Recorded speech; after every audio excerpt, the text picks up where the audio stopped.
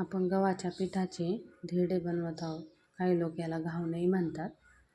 तर आपण त्यासाठी 1.5 वाटी गव्हाचं पीठ घेतले, त्यात चमचाभर बेसन पीठ घातले, थोडासा रवा घातलाय, हळदी पावडर, जिरी, लसूण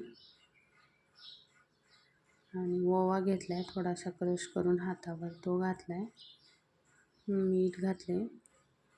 याला ओवा घातल्यावर चांगली टेस्ट येते.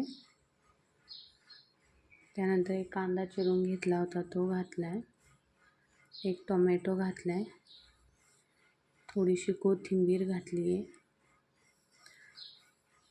मी त्यात हिरवी मिरची घातली नाही, कारण माझी मुलगी छोटी आहे तर ती तिखट खात नाही आहे, म्हणून मी हिरवी मिरची घातली नाही. तुम्ही घालू शकता, किंवा हिरवी मिरची दाताखाली येते म्हणून तुम्ही थोडंसं लाल तिखट पण टाकू शकता. त्यात पाणी घालून व्यवस्थित हलवून घ्यायचे.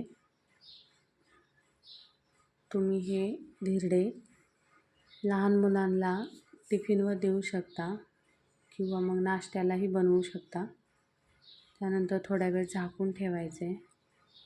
मग त्यात झाकून ठेवल्यामुळे त्यात जो रवा घातला आहे तो व्यवस्थितपणे फुलतो. तुम्हाला जर रेसिपी आवडली असेल तर चॅनलला नक्की सबस्क्राईब आणि एक लाईक करा. त्यानंतर पॅनवर थोडंसं तेल टाकले आणि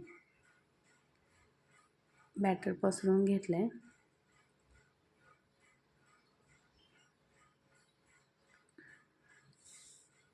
तुम्हाला किती मोठा किती छोटं पाहिजे तुम्ही तसं बनवू शकता. व्यवस्थित तेल टाकून घेतले. त्याला आता पलटी करायचे. पहा त्याला किती व्यवस्थित कलर आला आहे. त्याला व्यवस्थित भाजून घ्यायचे. आपले धिरडे तयार आहे.